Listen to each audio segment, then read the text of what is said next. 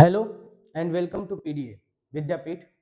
आज से हम क्लास 10th का कुछ क्वेश्चन डिस्कस करेंगे जो बोर्ड के लिए बहुत ही इंपॉर्टेंट है और प्रीवियस ईयर में कुछ आया हुआ है और कुछ आने का प्रोबेबिलिटी है आगे ईयर में, है ना। तो चलिए आज हम इसको नाम देते हैं कि आज पहला दिन है और यहाँ पर आज हम एक दो चार कुछ क्वेश्चन डिस्कस करेंगे, जिसमें सबसे पहला क्वेश्चन है केस बेस्ड स्टडी पे। बोला कि read the flowing passage and answer the flowing question. यहाँ पे एक पैसेज दिया हुआ है, पहले इस पैसेज को हम एक बार पढ़ेंगे और फिर गिवन क्वेश्चन का आंसर देंगे, ठीक है। तो क्या पैसेज दिया हुआ है, चलिए पढ़ते हैं। The figure shown below represent the common type of dialysis collect hemodialysis. It remove waste product from the blood such as excretion, salt and urea, है ना, which the insufficiently removed by the kidney in patient with kidney failure. During the produce, patient blood is cleaned by filtration through a series of semi-permeable membrane. Before beginning, return the blood of the patient. On the basis of this, answer the following. इसके behalf पर हमको क्या करना है, कुछ given question का answer देना है। जैसे कि यह फिगर है और हमको कुछ क्वेश्चन दिया हुआ है। तो पहला क्वेश्चन क्या है, name the filtration unit present in the human kidney. मतलब ह्यूमन किडनी में कौन सा फिल्ट्रेशन यूनिट होता है, तो हमको याद रखना है इसके लिए नेफ्रॉन। नेफ्रॉन याद रखना है, ठीक है। क्या याद रखना है, बोलो, नेफ्रॉन याद रखना है। ये पहला क्वेश्चन का आंसर है। दूसरा, name the main excretory waste removed by the kidney from blood. इसके लिए याद रखना है यूरिया। और यह एक अच्छा सा वेस्ट स्टडी क्वेश्चन बन सकता है यहाँ पे कि पहला, नेम द फिल्ट्रेशन यूनिट। तो हम जानते हैं कि किडनी के फिल्ट्रेशन यूनिट को नेफ्रॉन कहते हैं। दूसरा, name the main excretory waste removal by kidney from the blood, urea. What are the two main function of kidney. Kidney के दो मेन फंक्शन क्या हो सकते हैं। उसके बाद में, what are the major factor on which the amount of water reabsorb in part of nephron depend upon. तो चलिए हम इसका आंसर देखते हैं, क्योंकि उतना टाइम नहीं है कि हम क्वेश्चन को लिख लिख करके बता सके। तो क्वेश्चन नंबर बी का आंसर क्या है, the two major function of kidney. The two major function of kidney, पहला क्या हो जाएगा हमारे पास सर, एक्सक्रीशन हो जाएगा, और क्या हो जाएगा, ऑस्मो रेगुलेशन हो जाएगा। पहला क्या हो जाएगा, एक्सक्रीशन हो जाएगा, और दूसरा ऑस्मो रेगुलेशन। मतलब हमको दो मेजर फंक्शन किडनी का क्या याद रखना है, एक्सक्रीशन याद रखना है और दूसरा ऑस्मो रेगुलेशन। उसके बाद में, kidney remove nitrogenous waste from the blood and maintain salt and water concentration of the body.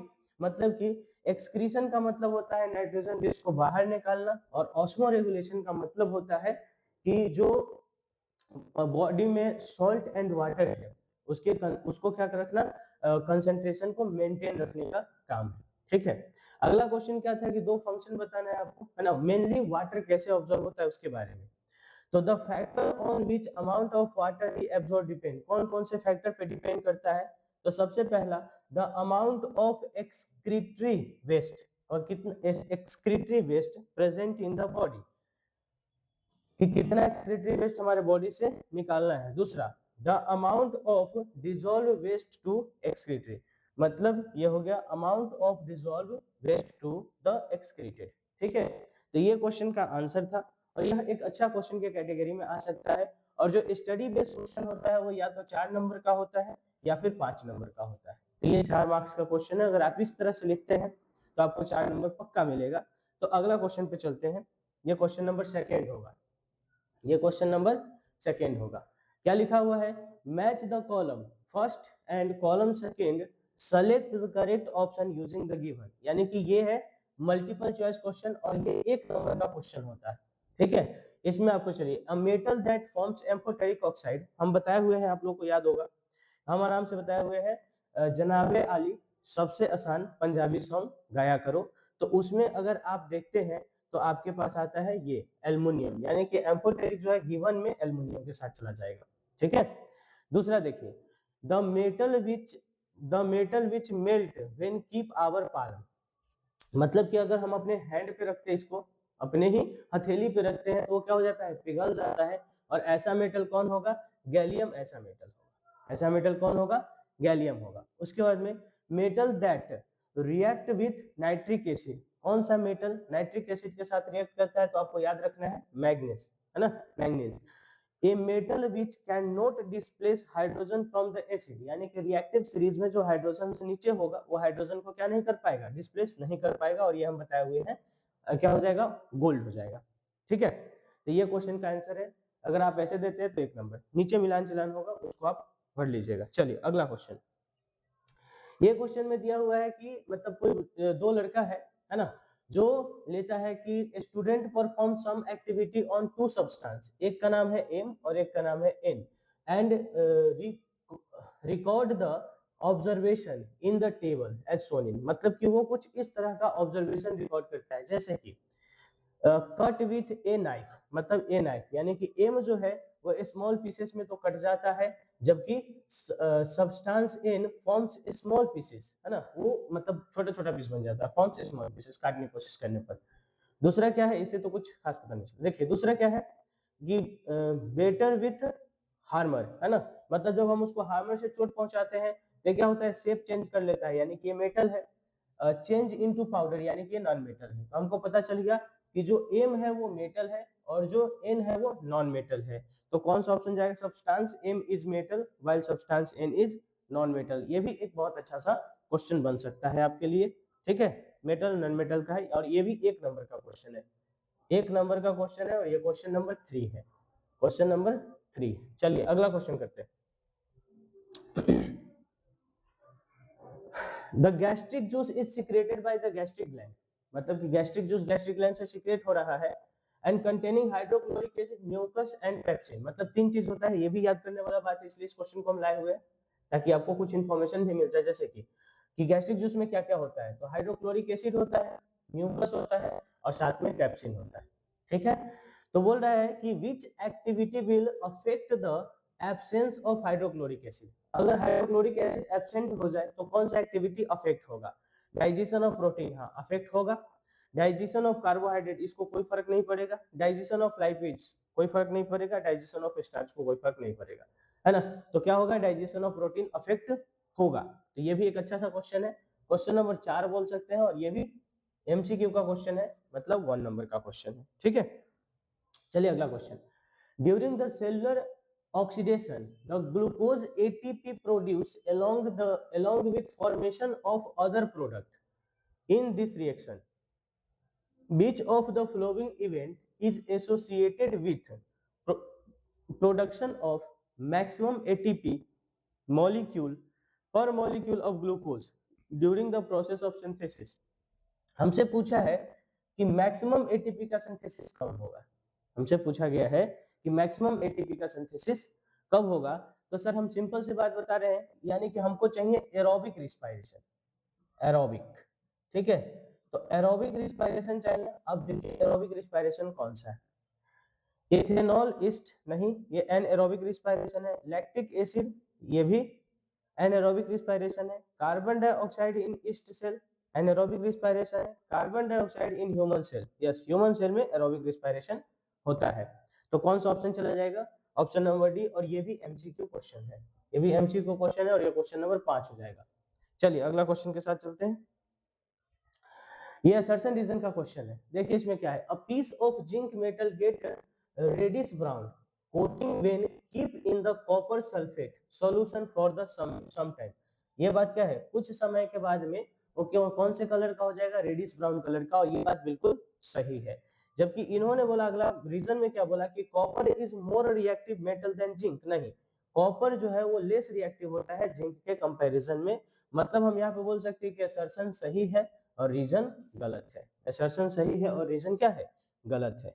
चलिए अगला क्वेश्चन के साथ चलते हैं। स्टूडेंट टुक फॉर मेटल, ये भी केस बेस्ड स्टडी है, ये भी एक अच्छा सा क्वेश्चन बन सकता है, 4 नंबर का क्वेश्चन है ना। ये मतलब कि मार्क्स कितना हो जाएगा, 4 मार्क्स का क्वेश्चन हो जाएगा। चलिए पढ़ते हैं। Student took four metal P Q R and S carried out the different experiment to study the property of metal some observation were, मतलब कि इन चार मेटल को लेता है और उस पे क्या करता है, वो कुछ स्टडी करता है, एक्सपेरिमेंट करता है और कुछ ऑब्जर्वेशन उसको नजर आता है और हमको ऑब्जर्वेशन देखना है और क्या आंसर देना है। देखिए, all metal could not be cut with knife except R, मतलब हम कहीं ना कहीं सोच सकते हैं कि जो आर है वो सोडियम बन सकता है, सोडियम या फिर मैग्नीशियम बन सकता है, ठीक है, क्योंकि नाइफ से उसको काटा गया है, तो सोडियम और मैग्नीशियम को हम नाइफ से आराम से काट सकते हैं, पोटेशियम भी इसमें शामिल हो सकता है। Metal P combined with oxygen to form oxide which react with both acid and base, मतलब बोल रहा है कि जो मेटल ये है P है ना, ये एम्फोटेरिक हो गया भाई, कैसा हो गया, एम्फोटेरिक हो गया। तो एम्फोटेरिक में कौन कौन आता है वो आपको पता ही है, बताए हुए, ठीक है। उसके बाद में यहाँ पे रिएक्शन अब कुछ दिया हुआ है कि कैसे रिएक्शन वाटर के साथ कैसे रिएक्शन करता है। तो did not react either with cold और hot water but react with steam, मतलब जो पी है वो कुछ खास इसका आपका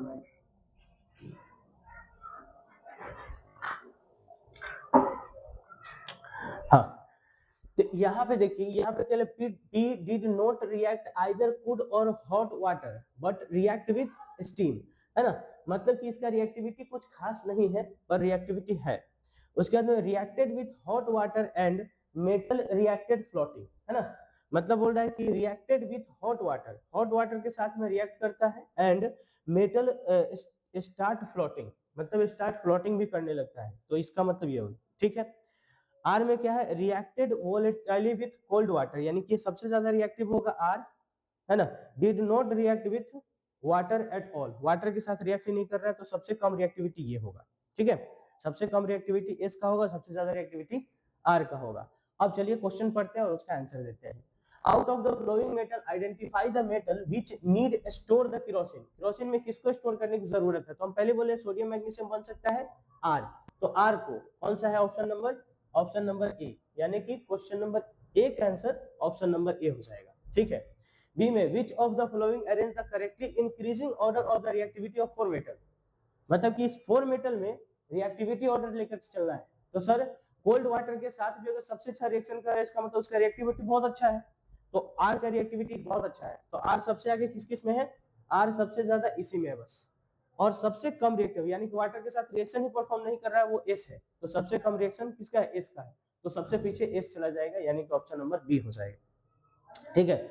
उसके बाद में name the metal which start floating in the hot water, देखिए जो हॉट वाटर में फ्लोट कर सकता है वो मैंगनीज होता है, Mn, वो क्यों, क्योंकि वो क्या करता है सर, हाइड्रोजन गैस बनाता है और हाइड्रोजन गैस बनाने की वजह से वो वाटर में क्या होने लगता है, फ्लोट होने लगता है, तो क्या मैग्नीज कहीं दिया हुआ है, हाँ ऑप्शन नंबर सी में दिया हुआ है, बारे ए का आंसर ए, बी का आंसर बी, सी का आंसर सी, गजब।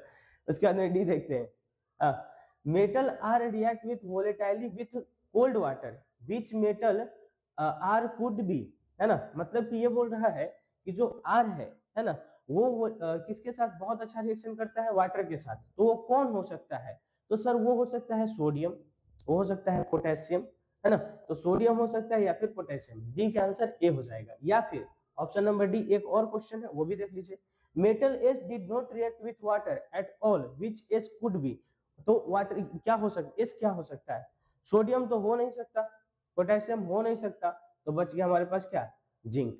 तो ये भी केस बेस्ड स्टडी है का क्वेश्चन है, बहुत आसान सा क्वेश्चन है, अगर आप मेटल नॉन मेटल हमसे अच्छे से पढ़े हैं तो आपको पता है कि इसका आंसर कितना आसान है, सब कुछ बताया हुआ है और बहुत आसान सा क्वेश्चन है, ठीक है। एनसीईआरटी का एक लाइन पूछा हुआ है और हम आपको एनसीईआरटी का एक लाइन एक्सप्लेन कर चुके हैं, ठीक है, सो यहाँ तक। और उसके बाद अगर हम बात करें अगले क्वेश्चन के आंसर के बारे में, तो चलिए अगला क्वेश्चन देखते हैं क्या है। अगला क्वेश्चन में बोला है ये सीबीएसई का क्वेश्चन है और मतलब आया हुआ प्रीवियस ईयर का क्वेश्चन है, ठीक है। देखिए क्या है, ये इसको शॉर्ट टाइप क्वेश्चन आंसर बोलते हैं और ये 2 नंबर का है, ये कितने नंबर का है, 2 नंबर का है, ठीक है। तो इसमें बोला है define the term ductility and malleability, अब इसमें हम क्या डिफाइन करें बताओ, हम तो हर चीज बता चुके हैं ना, चलिए फिर भी क्वेश्चन डिस्कस तो करना ही है। यहाँ पे डक्टिलिटी का मतलब क्या होता है, ability of metal to be drawn into thin wire, मतलब डक्टिलिटी का मतलब होता है कि किसी भी सब्सटेंस को थिन वायर में कन्वर्ट करना, ठीक है। मेलेबिलिटी का मतलब होता है उसको पीट पीट करके सीट में बना देना, the ability of metal to be beaten into the thin sheet, तो उसको थिन शीट में कन्वर्ट कर देना। तो ये हो गया डक्टिलिटी के बारे में और ये हो गया मेलेबिलिटी के बारे में। तो क्योंकि आज हम डे 1 लेकर के आए थे, है ना, ताकि आप लोग का रिस्पॉन्स कैसा आता है ये चेक करने के लिए। अगर रिस्पॉन्स अच्छा रहा तो हम आगे कंटिन्यू करेंगे। तब तक के लिए पढ़ाई करते रहें। All the very best.